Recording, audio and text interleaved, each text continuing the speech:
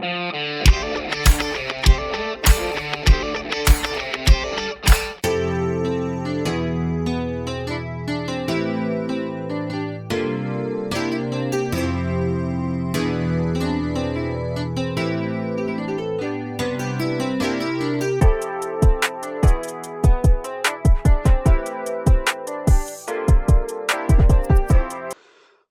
நண்பர்களே, சிட்ரா tax YouTube channel சார்பாக உங்கள் அன்புடன் அழைக்கிறோம்.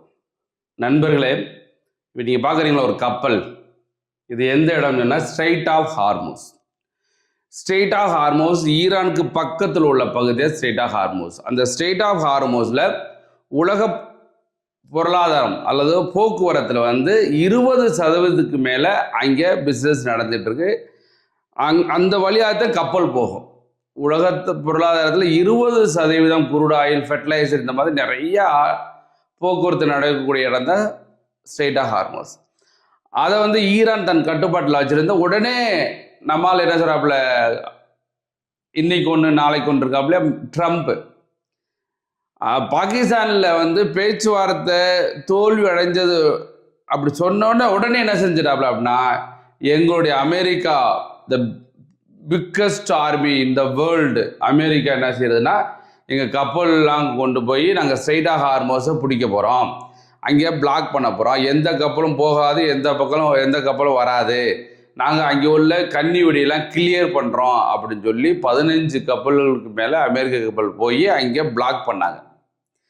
அந்த பிளாக் பண்ணதை சைனா எந்த சட்டையும் பண்ணல, ஏன்னா போடா அப்படின்னு சொல்லிட்டு அமெரிக்காரன்ட்டு எதுவுமே சொல்லாமல் அவங்க வாட்டுக்கு ஸ்ட்ரெய்ட் ஆஃப் ஹார்மோஸில் கப்பலை எடுத்து வந்துட்டாங்க. அதே மாதிரி ஈரானுமே கப்பலை எடுத்து வந்துட்டாங்க. கடைசியில் என்ன ஆச்சுன்னா, அமெரிக்காவுடைய அந்த ஸ்ட்ரெய்ட் ஆஃப் ஹார்மோஸை தடுக்கக்கூடிய சக்தி அவங்கள்ட்ட கிடையாது.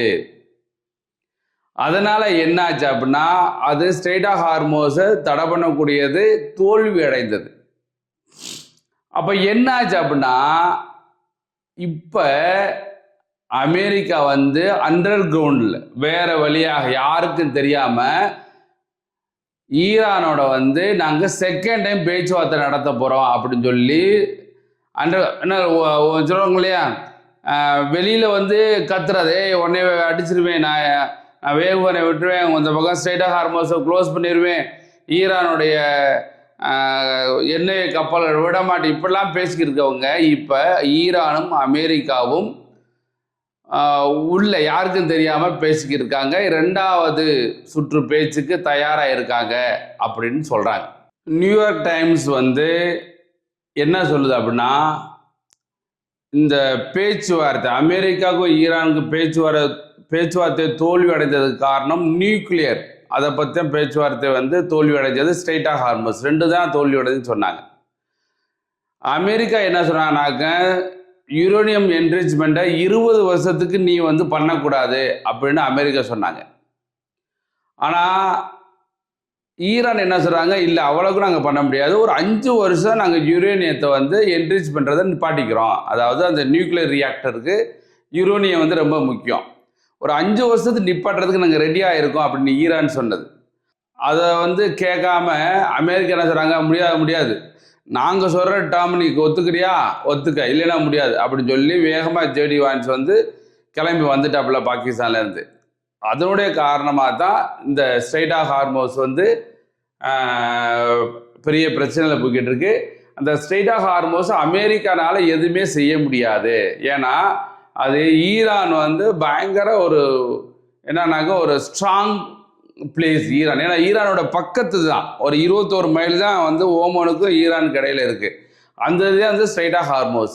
அதனால ஈரான் இங்கே அவங்க நினைச்சவங்களுக்கு எதுவும் பண்ண முடியும் Iran.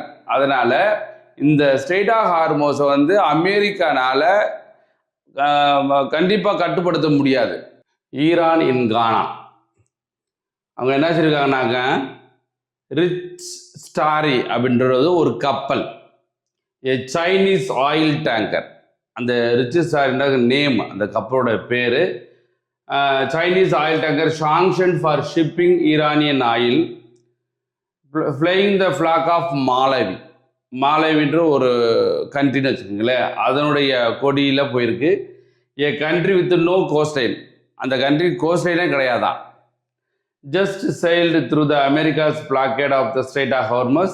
The Navy, with its many big, beautiful ships, issued repeated warnings.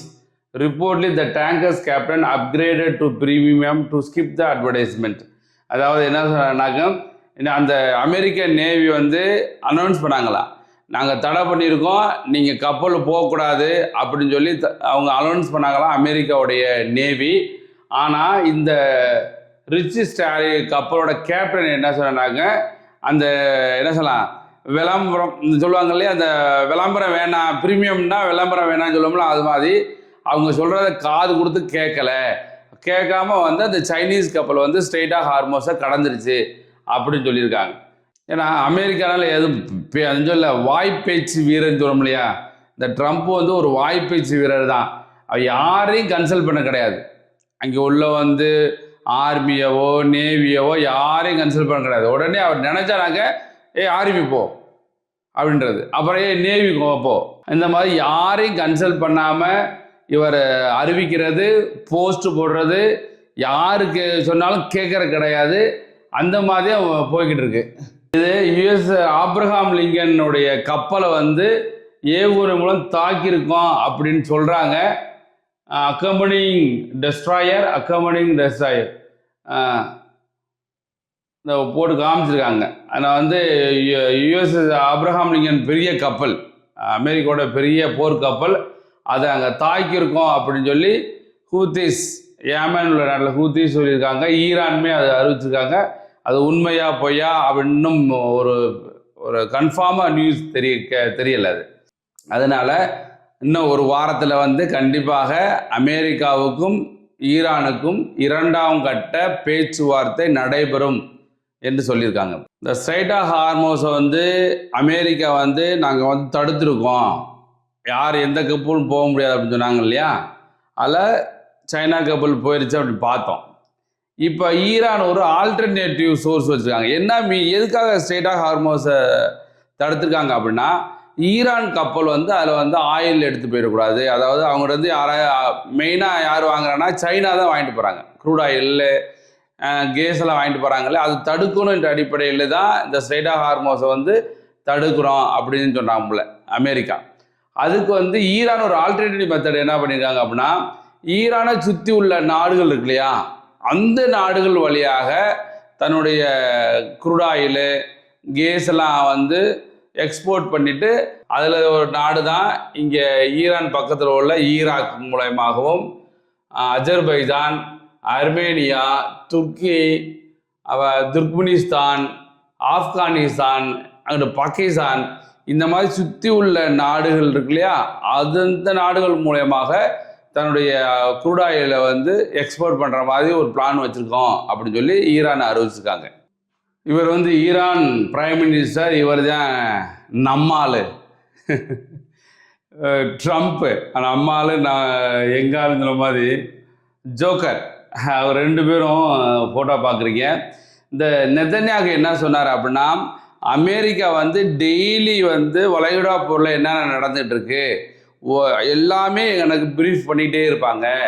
JD வான்ஸுமே வந்து அங்கேருந்து பாகிஸ்தான்லேருந்து அந்த பேச்சுவார்த்தையை வந்து வெளியில் வந்துட்டார் இல்லையா, அதை பற்றியும் என்கிட்ட வந்து பேசினாங்க அப்படின்னு சொல்லி இந்த நெத்தன்யாகு வந்து சொன்னார். ஒவ்வொரு நாளும் டெய்லி வந்து என்கிட்ட வந்து அமெரிக்கா வந்து சொல்லிடும் என்னென்ன நடக்குது, எங்கெங்கே சண்டை போட்டோம், என்னென்ன செஞ்சோம் அப்படின்னு சொல்லி எல்லாத்தையுமே என்கிட்ட வந்து அமெரிக்கா சொல்லிடுவாங்க அப்படின்னு சொல்லி இது இஸ்ரேலோட பிரைம் மினிஸ்டர் நெத்தன்யாகு சொல்லியிருந்தார். அதுக்கு வைஸ் பிரசிடென்ட் ஆஃப் ஈரான் என்ன சொல்லியிருக்காரு அப்படின்னா, ஒரு போஸ்ட் போட்டிருக்காரு. Netanyahu once reported to me on his way back from Islamabad as he does every day. Netanyahu என்ன சொல்றாராக்கோ, JD Vance vice president of America வந்து இஸ்லாமாபாத்தில் திரும்பி வரும்போது, அந்த பேச்சுவார்த்தை தோல்வின்னு சொல்லிட்டு திரும்ப வருவார் இல்லையா, அது திரும்ப வரும்போது ரிப்போர்ட்டட் என்கிட்ட வந்து ரிப்போர்ட் பண்ணார் என்ற சொன்னார். என்ன சொன்னார் அப்படின்னா, அஸ் ஹீ டஸ் எவ்ரிடே, ஒவ்வொரு நாளுமே அங்கே என்ன நடந்துச்சுன்னு என்கிட்ட பேசிகிட்டே இருந்தார். For the first time in history A senior official of a government is providing a daily briefing to the head of the another state. அந்த வைஸ் பிரசிடென்ட் ஆஃப் ஈரான் என்ன சொல்கிறாங்க, வரலாற்றிலேயே முதல் முறையாக ஒரு senior official of the government another country, senior official of the government providing daily briefing to the head of the another state. இன்னொரு country ஒரு தலைவர்கிட்ட போய் இன்னொரு கண்ட்ரியோட, அதாவது அமெரிக்காவோட வைஸ் பிரசிடென்ட்டை போய் இஸ்ரேலோட பிரைம் மினிஸ்டர்கிட்ட போய் டெய்லி வந்து நான் என்னென்ன பண்ணுறேன்னு சொல்லிக்கிட்டே இருக்காரு அப்படின்னு சொல்லியிருக்காரு. The issue is not us. It is matter of structural humiliation. Do the American people realize that the White House has effectively turned into a reporting branch for another regime? அதை என்ன சொல்லியிருக்காரு அப்படின்னா, எங்களுக்கு ஒன்றும் பிரச்சனை கிடையாது, இது வந்து பெரிய அவமானம். ஏன் அவமானம்? அமெரிக்கன் பீப்புள் வந்து ரியலைஸ் பண்ணிக்கோங்க, அதை ஒரு white house effectively turn into America வந்து ஒரு சின்ன கண்ட்ரிக்கு அனதர் கண்ட்ரியில் வேற கண்ட்ரியில் போய் ரிப்போர்ட் பண்ணுது, இது வந்து அமெரிக்காவுக்கு பெரிய அவமானம் இல்லையா? அமெரிக்க மக்களே இதை வந்து நீங்கள் பாருங்கள் அப்படின்னு சொல்லி வைஸ் பிரசிடென்ட் ஆஃப் ஈரான் வந்து போஸ்ட் போட்டிருக்காரு. அதே இந்த போஸ்ட் இவர் தான் வந்து prime minister of Israel Netanyahu. இவர்கிட்ட தான் வந்து ஜேடி வான்ஸ் அப்படின்னு சொன்னோம்லே அமெரிக்காவுடைய வைஸ் பிரசிடென்ட் ஜேடி வான்ஸ், அவர் வந்து டெய்லி வந்து என்கிட்ட ரிப்போர்ட் பண்ணுவார் அப்படின்னு சொல்லி நெத்தன்யாகு வந்து இன்னைக்கு பேசியிருக்காப்புல. அதற்காகத்தான் ஈரான் வைஸ் பிரசிடெண்ட்டு அந்த மாதிரி ஒரு போஸ்ட் போட்டு, ஏன்னா ஒரு பெரிய கண்ட்ரின்னு சொல்கிற எல்லாத்தையும் அடுத்த நாட்டில் போய் நீ வந்து ரிப்போர்ட் பண்ணிக்கிருக்கியே, இது உனக்கு அவமானம் இல்லையா, அமெரிக்காவுக்குள்ள அவமானம் இல்லையா அப்படின்னு சொல்லி வைஸ் பிரசிடெண்ட்டு ஒரு போஸ்ட் போட்டிருந்தார் இல்லையா? அதைத்தான் நம்ம பார்த்துக்கிட்டோம். இவர் தான் பிரைம் மினிஸ்டர் ஆஃப் இஸ்ரேல்.